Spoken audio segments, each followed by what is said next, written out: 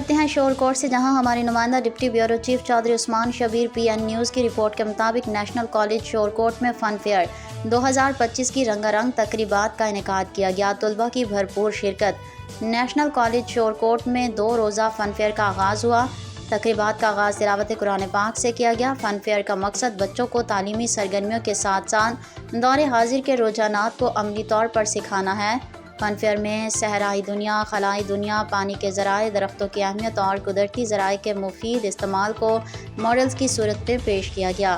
اس کے علاوہ مختلف کھانے پینے کی چیزوں اور کھیلوں کے اسٹالز بھی لگائے گئے۔ طلباء اور شرکاء کی بڑی تعداد نے شرکت کی اور ادارے کی اس کاوش کو سراہا۔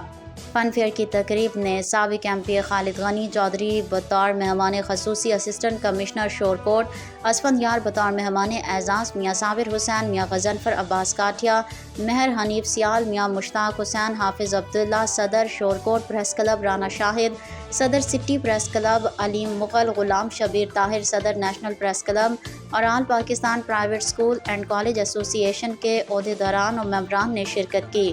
Principal national college Muhammad Anwar Khan نے گفتگو کرتے ہوئے کہا کہ اس کامیابی کا سہرا اسٹاف اور طلباء کے سر ہے۔